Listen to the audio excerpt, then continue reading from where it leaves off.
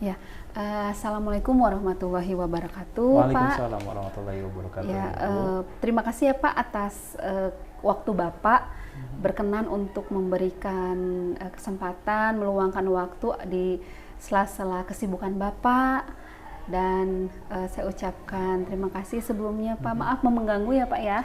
Baik, saya juga terima kasih sudah berkenan untuk datang sharing ngobrol sama kami ya Bu ya.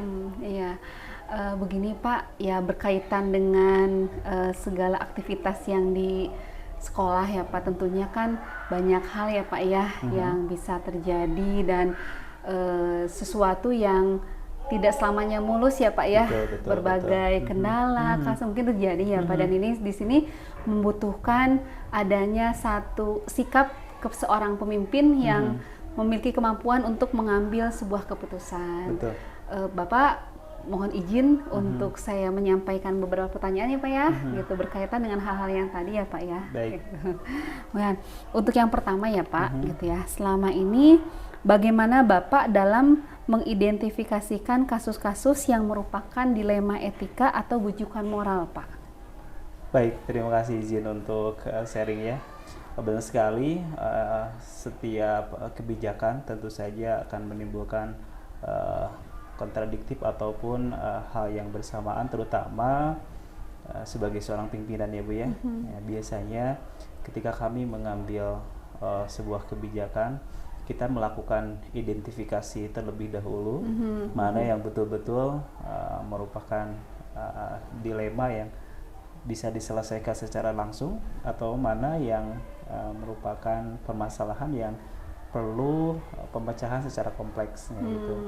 Nah, biasanya kalau tidak terlalu kompleks yang berkaitan dengan dilema etika moral dan seterusnya, kita bisa selesaikan secara langsung begitu. Berarti tahap awal itu harus ada identifikasi ya Pak ya. Itu gitu. pentingnya supaya kita bisa memilah mana yang sangat dibutuhkan penyelesaian secara langsung, mana yang dibutuhkan penyelesaian secara bertahap. Gitu. Identifikasi ya Pak ya. Baik. Selama ini bagaimana Bapak menjalankan pengambilan keputusan di sekolah, terutama untuk kasus-kasus di mana ada dua kepentingan yang sama-sama benar atau sama-sama mengandung nilai kebajikan, Pak? Baik, dalam tanda kutip, jika ini keputusan yang diambil adalah sama-sama benar, ya betul, tetapi ada kepentingan yang berkaitan dengan etika moral, biasanya kita melakukan musyawarah terlebih dahulu biasanya. Walaupun dua-duanya memang benar, tapi tentu saja mana yang lebih berefek manfaatnya, mana yang lebih banyak manfaat untuk menjadikan solusinya gitu. Biasanya kita berkomunikasi dulu terlebih dahulu. Jadi ada musyawarah. Ada musyawarah terlebih dahulu. Ya Pak ya, gitu. Betul. Baik. Nah kemudian langkah-langkah atau prosedur seperti apa yang biasa Bapak lakukan Pak selama ini dalam menyelesaikan permasalahan tersebut? Tergantung, misalnya kalau etika moral, kita tentu saja berfokus pada subjek mana yang berkepentingan untuk lebih masalahnya lebih banyak. Kita lakukan wawancara, kita lakukan komunikasi misalnya gitu. Tetapi dengan tetap memberikan pemahaman bahwa keputusan ini harus dipertanggungjawabkan. Betul. Misalnya ketika kami memberikan konsekuensi kemudahan tertentu, artinya subjek ini tidak menganggap ini sebagai sesuatu hal yang gratis.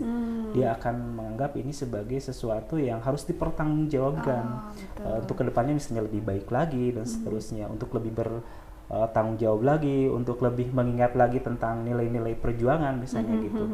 Itu yang biasa kami tekankan ketika berkaitan dengan bujukan moral yang sama-sama mengambil keputusan yang penting dua-duanya gitu.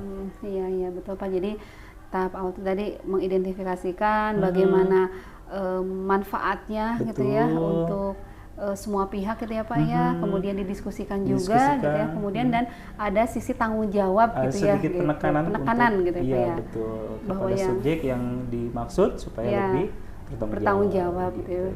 Jadi ada satu perjuangan di ada situ ya Pak ya. Perjuangan. Gitu. Baik Pak.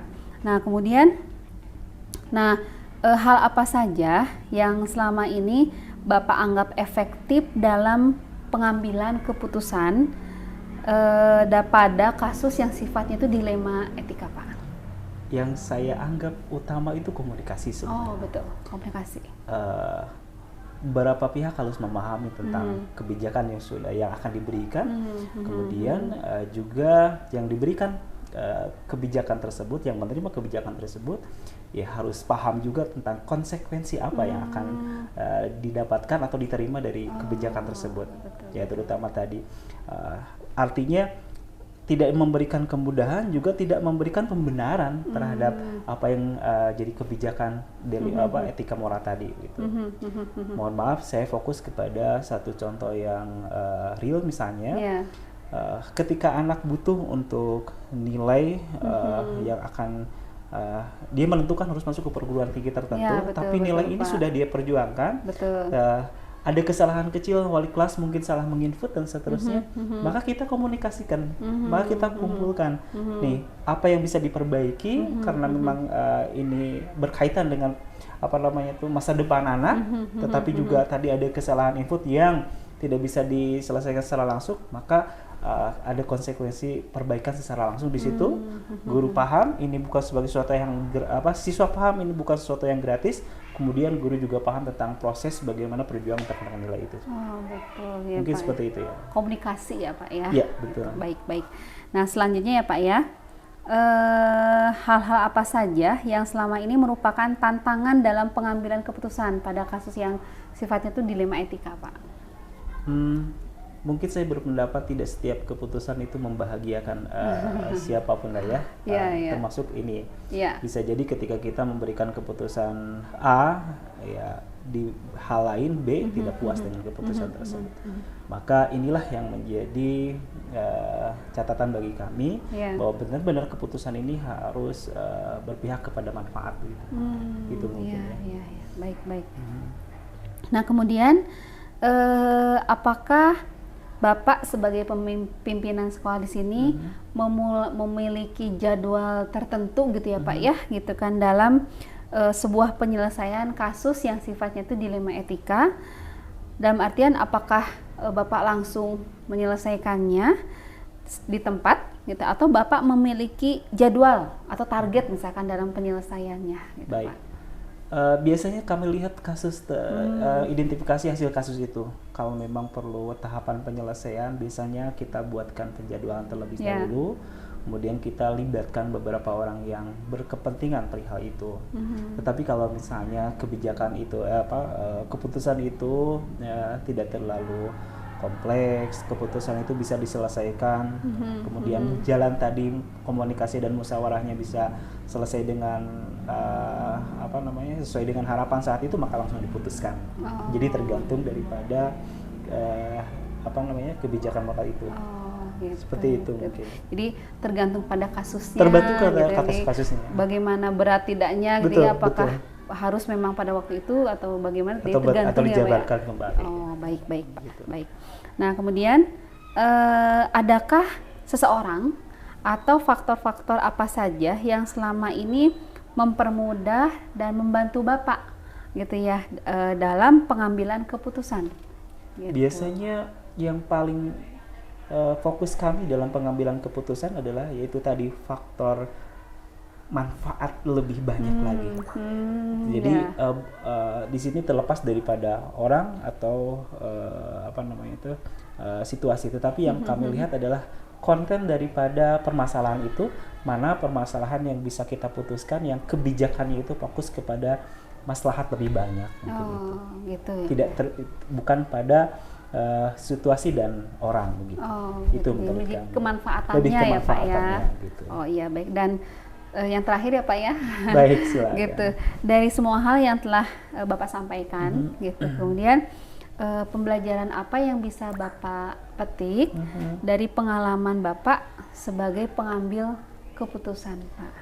Ya, ternyata apapun yang menjadi keputusan seorang pemimpin, kuncinya adalah bagaimana komunikasi ya. Permasalahan apapun yang dihadapi baik oleh seorang pemimpin atau siapapun, saya pikir komunikasi adalah salah satu strategi terbaik. Nanti setelah identifikasi, setelah komunikasi, kemudian baru kita akan mengambil keputusan yang orientasinya adalah kemaslahatan lebih banyak, kemanfaatkan lebih banyak. Itu mungkin. Oh gitu ya, baik ya Pak ya. Baik Pak, terima kasih ya Pak ya atas Sama-sama. waktunya, kemudian jawaban yang Bapak berikan. Tentunya yang Bapak sampaikan ini menjadi ilmu bagi saya. Insya Allah Ibu. Bagaimana dalam pengambilan sebuah keputusan, dan memang tidak mudah ya Pak, apalagi berkaitan dengan dilema etika yang memang mempunyai kepentingan benar, kedua belah pihak benar, dan kita harus mengambil satu keputusan di antara itu yang kalau tadi saya simpulkan, bagaimana Bapak melihat kebermanfaatan ya Pak ya, gitu, dari kebijakan yang diambil tersebut ya Pak. Terima kasih kembali, sama-sama sudah sharing, sudah berkenan untuk berbagi tentang pengambilan keputusan ini. Terima kasih. Terima kasih ya Pak ya, mangga Pak. Sama-sama. Assalamualaikum. Waalaikumsalam warahmatullahi wabarakatuh.